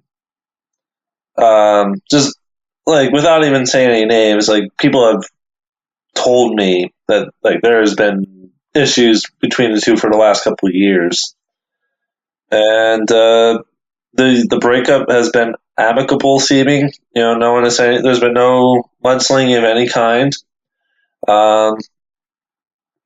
So I mean, it's a good time to jump ship for him too, because Marvel's not getting good publicity from a creative standpoint, and DC is on fire right now. So this is a chance for him. He's jumping ship at a good time, I would think. Well, and especially if if what Sean says is true, the diversity conversation. Not that DC is necessarily hurting about that, but the Marvel character line has come under a lot of flack, and it seems while it's needed, it seems unwanted by a lot of like the core audience. And while, you know, it is bringing people in, though, that core audience, and even, you know, potentially, you know, like David Gabriel, you know, some of the staff, they don't want to have that conversation. They don't want, you know, they don't want to make that move. And if that's Bendis's, you know, big push, then, you know, maybe DC will let him do it. And, you know, all the better for DC. Yeah, I mean, DC doesn't necessarily have a better situation going on as far as, you know, having a more diverse roster. But they get better press about it. They get far better press when it comes to this issue. And I guess that kind of takes us into a conversation about what will Bendis' legacy be at Marvel? Because again, he has created a lot of these characters. He has been involved in pushing that movement. But that, like you said, Cale, has been much maligned. A lot of people are very upset about that. And so that is in part why some Marvel fans are very happy that he's leaving. Yeah, I mean, I am very outspokenly. To me, Bendis, his legacy of Marvels is when he helped torpedo the core quality of the books. To me, like, it was already in decline, but to me, it just got worse with Bendis because he was the flagship writer of the company, and while he was the main guy there, Johns and Morrison were the main guys at DC, and it was like I mean, I grew up a Marvel guy, and I transitioned to DC because, in a large part, due to Brian Bendis' writing. I kind of think, you know, Bendis' legacy will probably end with his run on Avengers. I just think, you know, after which run total, you know, okay. With Luke Cage being on the team and his creation of Jessica Jones and Ultimate Spider-Man and Miles Morales, I think that was you know, even just early Bendis Avengers, I kind of think, you know, that was when it was fresh and people were into it, and now nobody's into it, you know. So I kind of think his legacy probably ended in like 2012. Like going into this, he's gonna like you guys are saying, he's gonna have that fresh sandbox. He's gonna. I think this will be a way for him to just spread his wings in a different way, and for him to really experiment.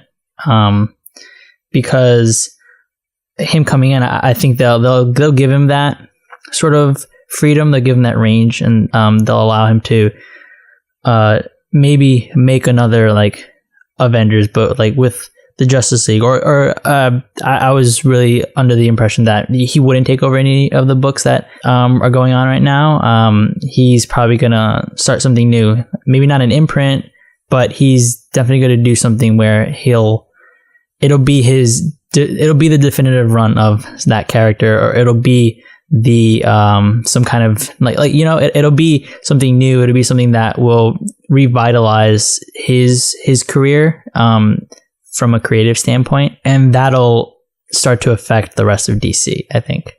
I hope that's true. It's just, to me, I don't think he's written anything good in like 15 years. Well, hold on.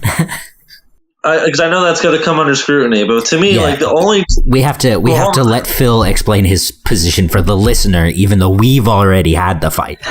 Yeah. To me, the only books that I think that were really significant they did were maybe Alias and Daredevil, and I recognize the cultural significance of Ultimate Spider-Man, but we recently reread the first arc for a book club episode that we did over the summer. You can go listen to that at your own leisure. And to me, it feels dated in a way I don't think most comics are. It feels like encompassed in the early 2000s MTV generation, and I understand the significance of the book, but I don't think it's very good, if that makes sense. And to me, when you have an entire bibliography that's as vast as Bendis's, and I can only point out 2 books that I think are, good, I think that says a lot more. He's a name more so than a talent. And the thing is, when you are someone of his stature, you don't have a ton of editorial oversight because you were almost bigger than the brand, so to speak. This is true of a lot of authors in this industry. Grant Morrison didn't have a ton of editorial supervision. Johns, so forth, Loeb. So him going over to DC, the only thing I could be optimistic about is that maybe he will have 1 or 2 books because he's been definitely he's had too many books the last 5 or 6 years. And so in that regard, when you have that many books, all of them suffer. So my hope is that if he has maybe 1 book, he can really focus on it and revitalize his career in a way that I haven't seen in a long time. But it's just, when you have in my mind, such a large bibliography of crap, it doesn't make me optimistic in the least. And I don't think that's a really unique opinion because he's an extremely divisive author. It's not a unique opinion to say that his work has suffered over the last few years. It is a unique opinion to say that he hasn't done anything good in the last 15 years, when most people agree that his taking over the Avengers brought the Avengers back into prominence, and if it wasn't for that, then we don't even know if we necessarily get the MCU that we have, because those characters were trash before Bendis took them over. No one cared about Captain America or Iron Man. Coming out of the 90s, after what they did with those characters, those were dead characters, and Bendis alone revived them with what he did in his Avengers book. I read that book, and I dropped it after Under Siege, I think, which was the first arc. No. The first breakout. Oh, okay. Whatever that story arc was called. Yeah, that's... and really, to me, I don't really care. Like, the 90s definitely irreparably hurt those characters, but the 2000s didn't make it any better for me. The only author who made me interested in any of those core Avengers characters was Rick Remender on Ed Brubaker on Captain America. But you said for you, Sean's talking about the mass audience. Yeah, but I mean, I don't think it's a unique opinion. I mean, I think it's divisive. A lot of people like New Avengers. A lot of people hate it too. Like I said, it's divisive. No, I mean, look, in an industry, it's a polarizing book. In an industry where people don't necessarily have the kind of spending dollars for stuff that they do in other places, I think sales mean a lot more. And for someone to be able to sell this well for this long means something, especially then when his name wasn't what it is today. That means something. Yeah, I totally recognize his popularity. He does sell a lot of books. I mean, maybe he has a vocal minority of people who hate him like me because he does get bashed a lot on the internet. But you're right. I mean, his numbers speak for themselves. He's a name. He's very popular. And I'll say this. I have never, ever in my life posted anywhere anything about Bendis at all. So there's a lot of people out there who just enjoy his books that don't say anything. I've never done it before. Now, what I won't argue with is that, like I said, over the last few years, they've suffered. I think the books have suffered. I think the quality has dropped, and he's relied too heavily on similar tropes. And maybe that's because he's been writing the same characters essentially forever. But it feels like he kind of just phones it in and does the same thing over and over again. So doesn't do his homework now. And that's been a big problem too, as far as inconsistencies. Civil War 2 was wrought with inconsistencies that just didn't make sense for the characters or for stories that had literally taken place that same year. Yeah, or even his Guardians of the Galaxy run, which is completely disregarded. Like, he did a story arc where he tied together everything that happened between Thanos' conquest and the revitalization that followed the movie, and it was clear he didn't read it. But the Spark Notes version. Don't you think that speaks more to and maybe this is necessarily less the case in the case of the Guardians with what you're saying, Phil, but with Civil War 2, don't you think that speaks more to the Marvel money machine than Bendis? So, Brian, we need you to fart out this book real quick. Just make something. Maybe. that is the vibe that I have gotten about that book. However, I don't think that means that you have to do things like take Captain Marvel, who has a very established personality, and completely make her a buffoon for no... Just to make her the person who would be against Tony Stark. And but that's what he did. I think This, as they say, plot-induced stupidity. Yeah, I think if Marvel wanted it that bad, they probably put that hammer down. They probably had him hit notes of her character specifically to go against Tony Stark. If it wasn't for the fact that this is something that I've seen Bendis do time and time again, I would agree with you. But he has a history of ignoring stuff that other writers have done with characters, not appearing to know things about characters that he should, or just retconning something that he didn't feel like he wanted to deal with. And, it's not like other writers haven't done those things, for sure. Especially when you're dealing with characters that have histories that expand and extend this long. But with him, it felt egregious over the last, I would say, 7 years. Sure.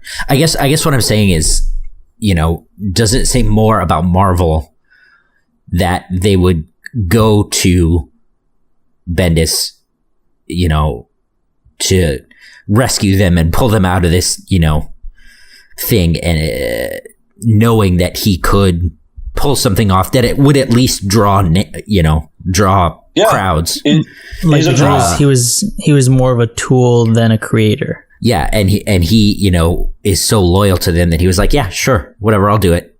And if it's as you say, they just kind of walked all over him. Well, so we have the perception that Marvel's, evil and greedy. But the reality of the situation is that they approached Mark Millar to do it. He said no. Bendis is the very next person that would make sense for that in a sales sense.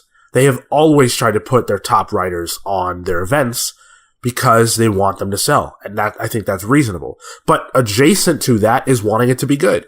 And I don't think it was good. And a lot of it, the criticism was very negative about that book, but I'm sure that they thought it was going to be good, and I'm sure that when they heard the pitch, they thought it was excellent. It didn't work out that way, and that stuff happens in comics. But I think with Bendis, what it comes down to is the fact that he's unflinching in terms of his approach. Every Bendis book reads the same, and that's frustrating as a fan, especially as a fan of someone. Especially as a fan who knew him before he did that. Like, New Avengers had this, but it wasn't to this degree. And it feels like he had no new ideas. Nothing was fresh. So I'm excited to see what he does at DC, but I have some serious issues with him going over there. Because I can't imagine him writing any of the major DC characters at all. I can't picture it, and I'm not interested in Bendis' Batman or his Superman or his Wonder Woman. I don't care about that. And yes, like whatever, Detective Chimp, by Brian Michael Bendis will sell a lot of money, but, it's not going to have the pull that a good Batman book would. Right, and that's the thing. I've seen a lot of speculation. Oh, maybe he'll do some lower tier character.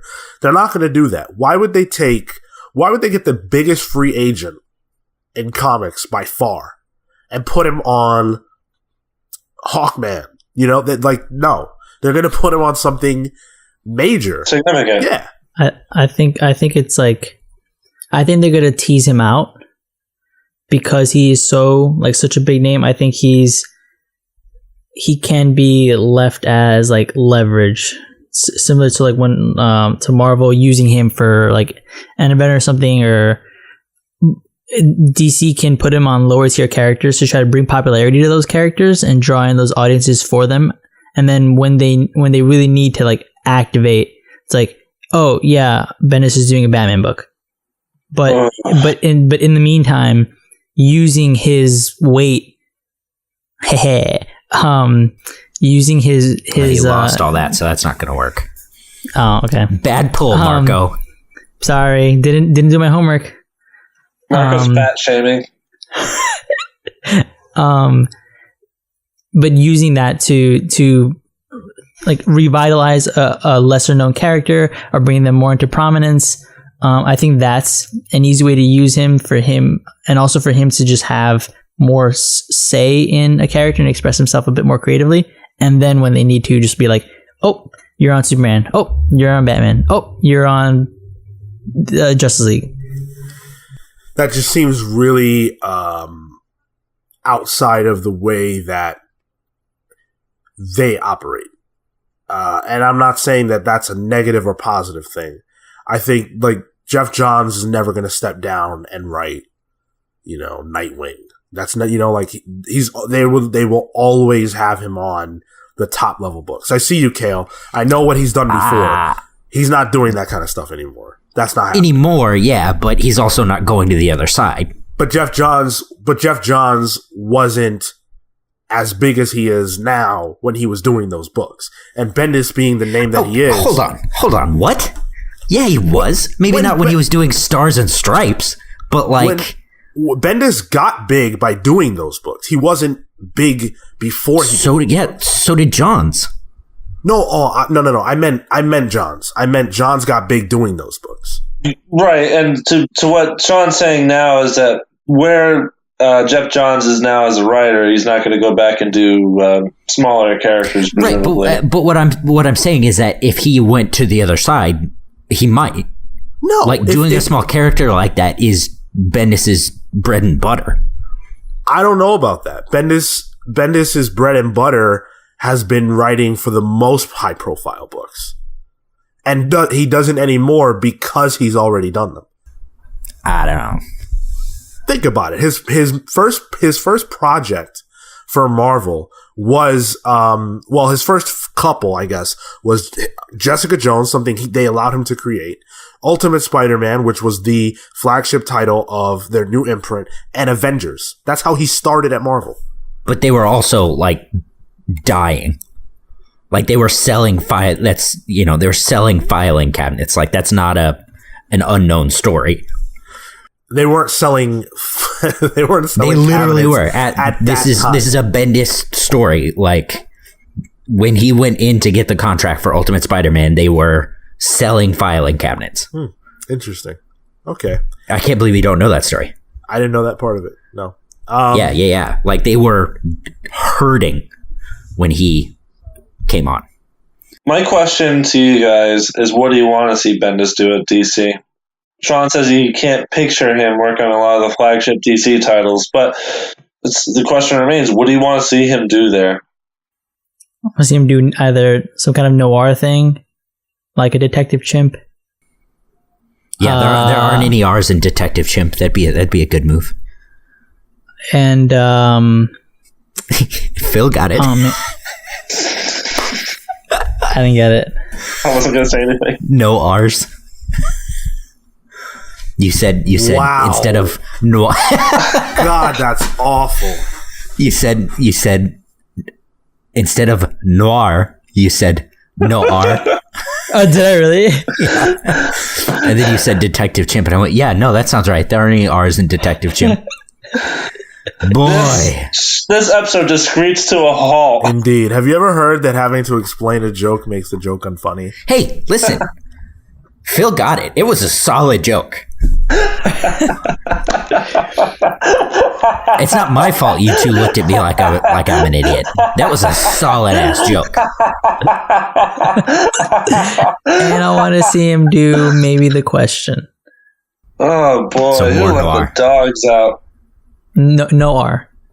Right. Yeah, no R's in the question yet. No R's in the question. Can we please? Go ahead, Cale. I'd like to hear yours, Sean, actually, if that's okay. Sure. To be honest, I'm very conflicted. I think that he could probably write the Flash fairly well. If I had to pick a character, that's the one I would pick. Especially considering, again, I just don't feel like they're going to put him on something low tier. So Flash is a high, he's one of the 7. So I think that's where they would probably go. I could see them wanting him to on Green Lantern, and that could be interesting. Look, the face you just made and the reaction you just had, Phil, I'm having to the fact that he's even there. So if I have to answer the question, that's my takeaway. What would you want him on, though? Nothing. That's the honest truth. I'm so conflicted. Let me just explain it. First of all, I have a love-hate relationship with Bendis. Bendis is responsible, in large part, his work is responsible for me being a comics fan. There's just no way around it. Ultimate Spider-Man and New Avengers were my gateway drugs into comics. And I just wouldn't be reading them if it wasn't for those books. And he carried me through my teenage years. He was the writer of my teenage years. I've always followed Bendis's books, even if I didn't think they were so good, because there's magnetism there, because he was such a part of my life. To the point where I can't imagine him writing any kind of DC book, on top of the fact that I don't know that I'm convinced that his writing voice lends itself well to those characters. His writing voice is very much an everyman. This conversation could take place on a subway. And those characters are not on subways. Those characters are not walking the streets. They don't talk like regular people because they're not. And it's weird to me to think that he could do Bendis speak in a conversation between Superman and Wonder Woman. That's not right. So, you want to get some burritos? Burritos? Yeah, burritos. Maybe. Where do you want to get them? The card with the beans? Yeah.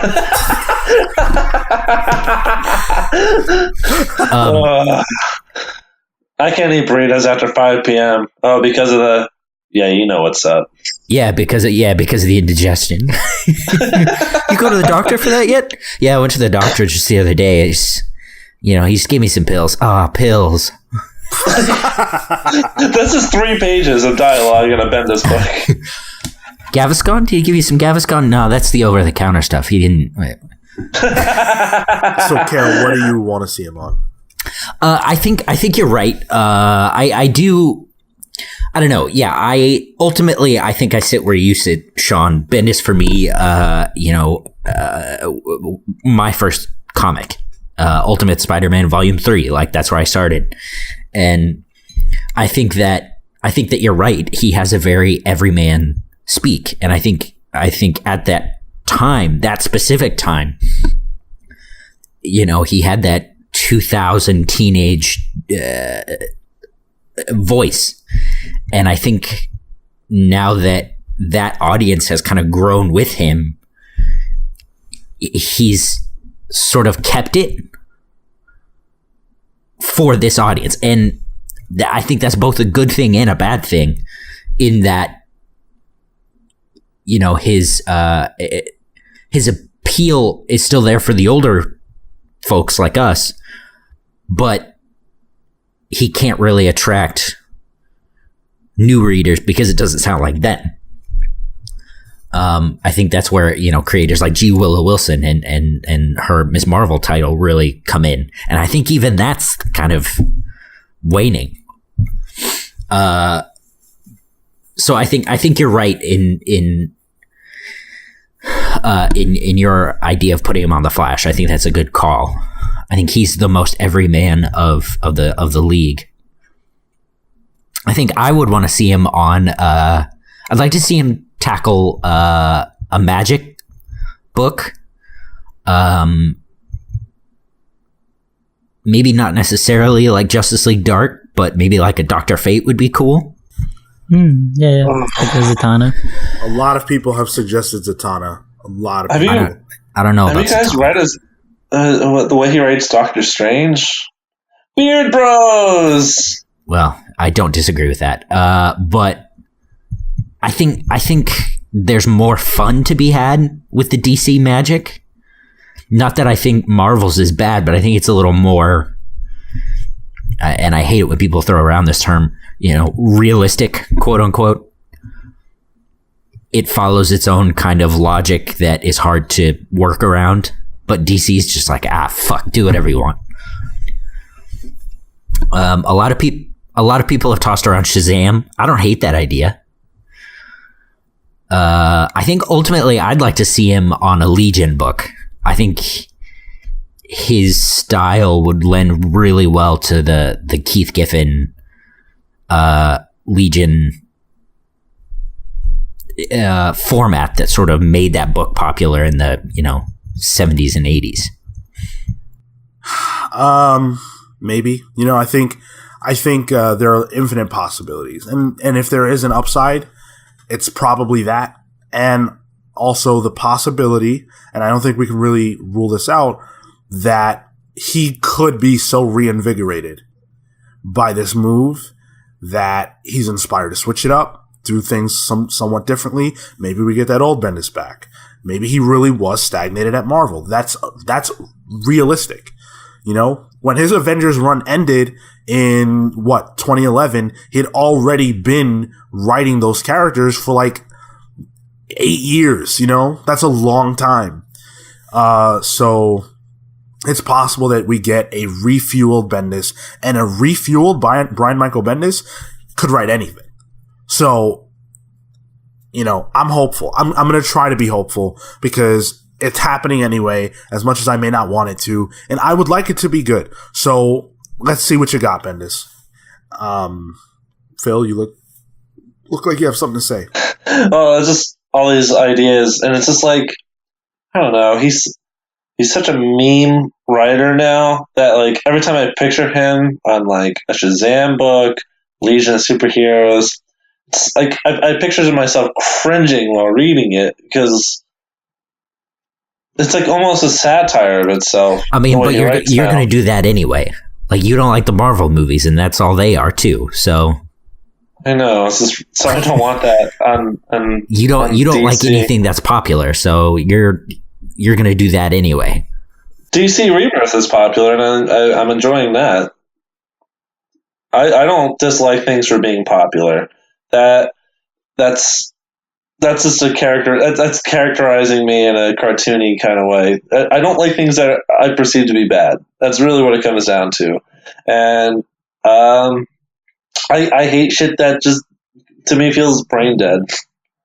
And that's how 2010's Bendis reads to me. It's just like, this is the stupidest shit.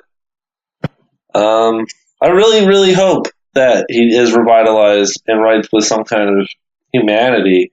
And if he could do that, I don't know if he can write anything, because I don't really like it when he writes, based off his bibliography, I don't really like it when he writes superpowered characters. His bread and butter to me, and I don't think this is an unpopular opinion, but is the street level characters.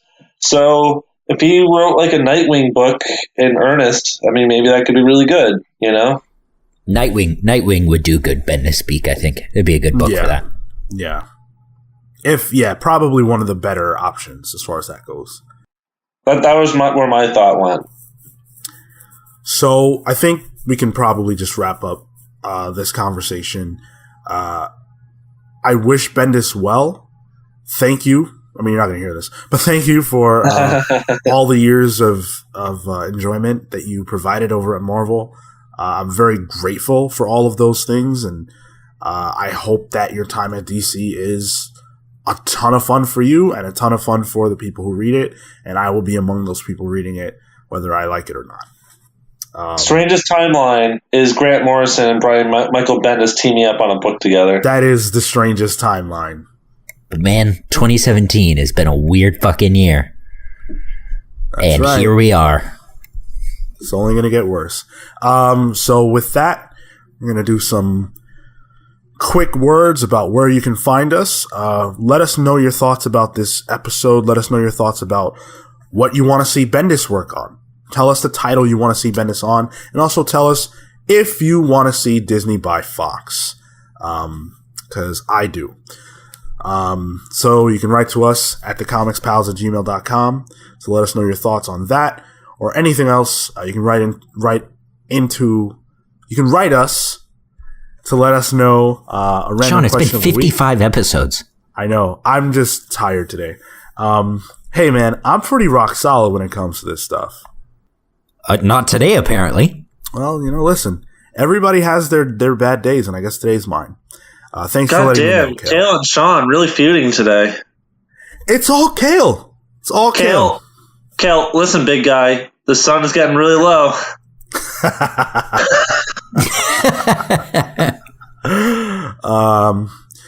So you can write in with a random question of the week, a buy or sell, or whatever you want. We'll read it on the air if it's good. We are on iTunes, where we are a 5-star rated podcast. You can add to that, leave us a comment, whatever you feel like doing. We are at the Comics Pals, wherever your social media is sold. You can write to us to let us know your thoughts about any of the issues that we talked about on this podcast today. And last but not least, we are on YouTube, where you can leave us a comment. You can leave us a like, share this video with your friends and let them know that we're out here. And most importantly, subscribe to the channel, because those subscribes help us out a lot. We're on the road to 100, so help us get there. So with that, we're going to do some plugs. Cale. Thanks, everybody, for listening to this episode of the Comics Pals. I'm going to do Pete's plugs first, since he's always here. You can find him on Twitter and Instagram at loud_Pete. He is the host of the Video Game Pals, which he and Sean do on, it gets released on Tuesdays and YouTube on Wednesdays. He's also the host with Marco and I on the Riverdale Review, where we talk about all things Riverdale and how much we hate Veronica. And no, that's not true. I couldn't think of a joke fast enough. How much we love Jughead. We're trying to have a new guest on every week, and this week we had superhero sartorialist Betty Felon on to talk about Riverdale, and man, did she. It was a great episode, and it comes out on Wednesdays. So make sure you check out the Riverdale Review before you watch the new episode, and get yourself caught up. You can find me on Twitter and Instagram at TotoIntow. That's TOTOINTOW. I have comics on Comixology under Panels Comics. And that's all, folks. Marco? You can find me also with Cale and Riverdale Review, and on Twitter and Instagram at Mr. Marco Animoto. Also, just wanted to shout out a new book I'm reading. It is The History of Japan from the 1926 to 1939 by manga artist Shishiro Mizuri. Is that giant manga about the history of Japan? No, it's called like Showa something? Yeah, Showa. The Showa era. Yeah, Showa. That's cool. Yeah, I know what that is. Yeah, that's cool. Yeah, it's been a cool ride, and I would, anybody who wants to learn some history about Japan in a manga form, really recommend it. Awesome. Phil? My audio glitched out during Cale's plugs. Did you give Pete's Instagram and Twitter information, Cale? Yeah. Oh, damn. You spared me from doing a really mean impression. Okay. All right. So you can follow me on social media at Cyborg Bebop, and do my friend Pete, who's not here today, a favor and follow the Olive Garden on Twitter, because when you're there, you're family. I've got one more thing. Friend of the show, Chris Sabella, is doing a new Kickstarter for a book called Death Defying. So go find out all about that and give him money, because he's awesome. Cool. And last and least is me. Don't you forget it. I am at Sean Soapbox on Twitter only. so don't look for me elsewhere. But we can talk about all the big news from this week, or wrestling, or philosophy, or, you know, whatever you feel like talking Never about. Pirates. Never Pirates. Absolutely not. Don't talk to me about that. But with that, we're the Comics Pals signing off. Take care, guys. Bye. Bye. Check, please. Bye. Chaos out here. None of you can Hold even on. hear me. I have to wait 12 seconds because there's an ad. Right here. What the hell? Hold on. What is this? Hold on. It's an ad. Are we still? Here we go. Are we still recording? Hold on. Oh, boy. Now it's... Who let the dogs out? Oh, God. God. That took us for a long drink of water. You just asked me to add that in. I'm going to leave that whole part. That was so not worth it, you son of a bitch.